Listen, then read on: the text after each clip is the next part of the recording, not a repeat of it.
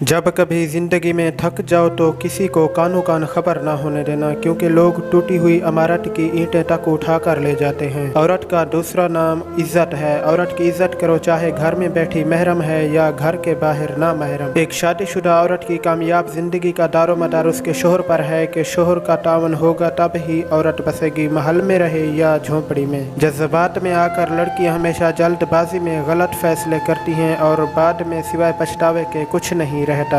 निकाह से पहले मोहब्बत नहीं बल्कि वहम है, क्योंकि कुरान में है कि हमने निकाह के ज़रिए से तुम्हारे दिलों में मोहब्बत पैदा कर दी। टाइम पास करना है तो वक्त गुजारी के लिए किसी भी चीज़ का इंतखाब कर लेना, लेकिन किसी की बेटी का इंतखाब न करना, क्योंकि औरत कमज़ोर होती है और उसको बनाने वाला नहीं। शादीशुदा मर्द अगर शादी के बाद भी किसी दूसरी औरत को गर्लफ्रेंड रखता है तो उसे चाहिए कि बीवी को भी बॉयफ्रेंड ला कर दे।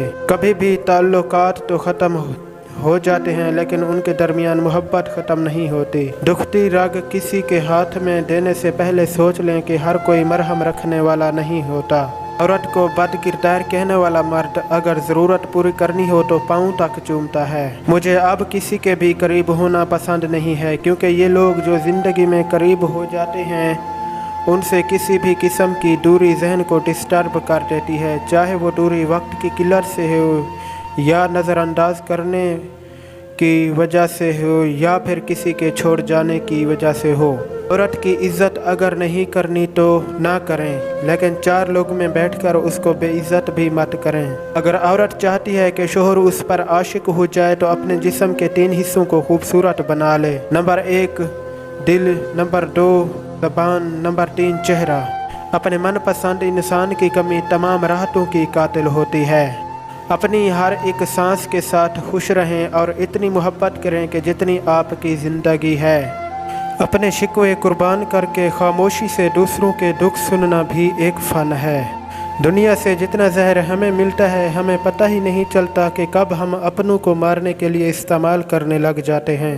औरत की कदर करना सीखो, जिन हुरों की तुम्हें तलब है उनकी सरदार है बिनते हवा। ऐसा भी होता है कि एक इंसान दिल और पूरे खुलूस के साथ पेश आ रहा है, मगर बदले में उसे मुनाफकत, मतलब प्रस्ती और धोखा ही नसीब होता है।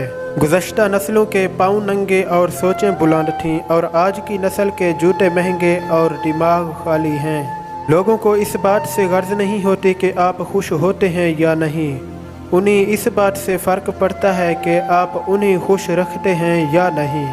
बाज़ रिश्तों को बरकरार रखना उनको तोड़ देने से ज़्यादा अज़ियतनाक होता है। सर्दी और भूख की तकलीफ़ वाहिद तकलीफ़ नहीं थी, असल अज़ियत किसी करीबी साथी के धोखा देने से होती है। बाहर वाले तो दुश्मन होते हैं, मगर कोई अपना जब बीच जंग में छोड़कर चला जाए तो बहुत तकलीफ़ दे होता है। मेरे ख्याल में इंसान को मोहब्बत और पैसे के नाम पर ज़्यादा बआसानी पागल बनाया जा सकता है।